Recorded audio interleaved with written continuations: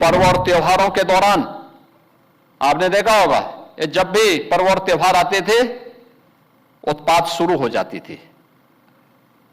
अब उत्पातियों और उपद्रवियों को पता लगेगा कि 7 पीढ़ियां याद आएंगी उनको,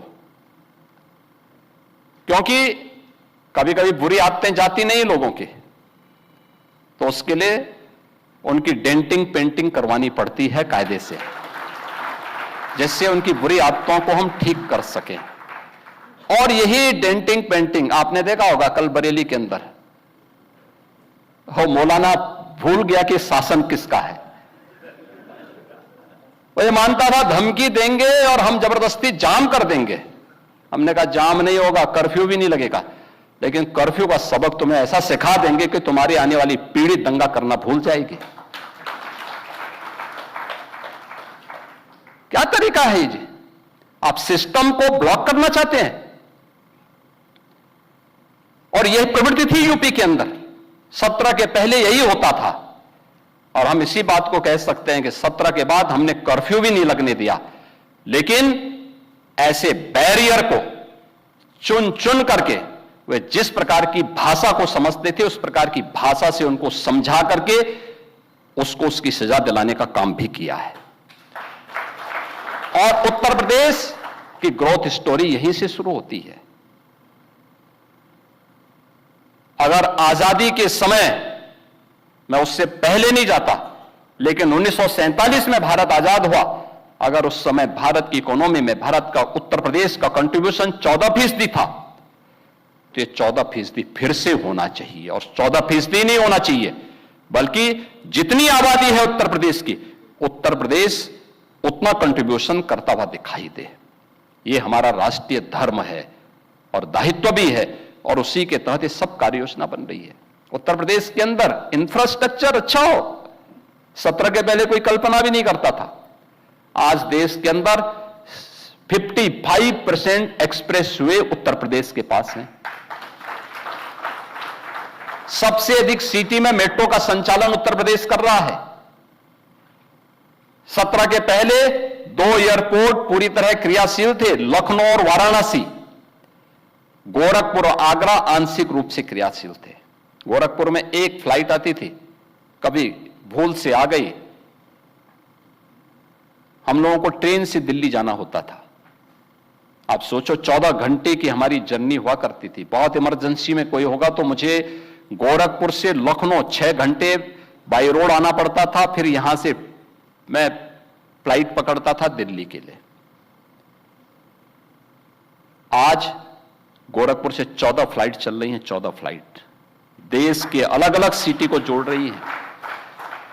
16 एयरपोर्ट हमारे आज के दिन पे क्रियाशील हैं। देश का सबसे बड़ा एयरपोर्ट हम अगले महीने देश को समर्पित कर रहे हैं, नोएडा इंटरनेशनल एयरपोर्ट। यानी ये उत्तर प्रदेश वही है जो पहले बीमारू था। बीमारू था नहीं, बीमारू बना दिया गया था। बीमारू मानसिकता वालों ने इसको बीमारू बना दिया था। ये बीमारू मानसिकता वही है जो परिवारवाद और जातिवाद है, ये बीमारू मानसिकता है। और इसी बीमारू मानसिकता ने उत्तर प्रदेश को बीमारू बना दिया था। परिणाम क्या था? दंगे होते थे, दंगाइयों को मुख्यमंत्री आवास में बुला के सम्मानित किया जाता था, दंगाइयों की अवभगत होती थी, और पेशेवर अपराधी और माफियाओं के सामने सत्ता सैल्यूट करती थी और सत्ताधारी लोग उनके कुत्तों के साथ हाथ मिलाया करते थे। आपने वो दृश्य देखे होंगे, कैसे सत्ता का मुखिया एक माफिया के कुत्ते से हाथ मिलाकर के अपने को गौरवान्वित महसूस करता था। यह स्थिति थी। आप अनुमान करते हैं उत्तर प्रदेश के लोगों को इन्होंने सुरक्षित किया था? ये सुरक्षित करते? हर जिले के अंदर एक माफिया दे दिया था, और हर माफिया को जिले के अंदर पैरेलल समानांतर सरकार चलाने की पूरी छूट दे दी थी। आज परिणाम क्या था? 17 में आते उत्तर प्रदेश न केवल बीमारू था, बल्कि उत्तर प्रदेश के नागरिकों के सामने पहचान का संकट भी था। हर व्यक्ति अपनी पहचान के लिए मोहताज था। ना बेटी सुरक्षित, ना व्यापारी सुरक्षित। खेतीबाड़ी चौपट, किसान आत्महत्या करता था। नौजवान की नौकरी पर सेंध लगती थी, उसकी नीलामी होती थी।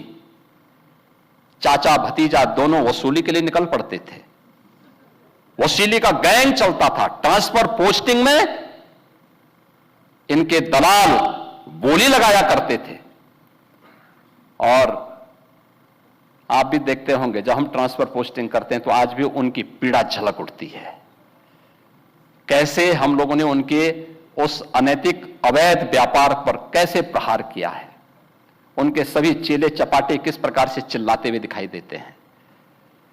हर एक मामले में आज आप देख सकते हैं world class infrastructure Uttar Pradesh के पास।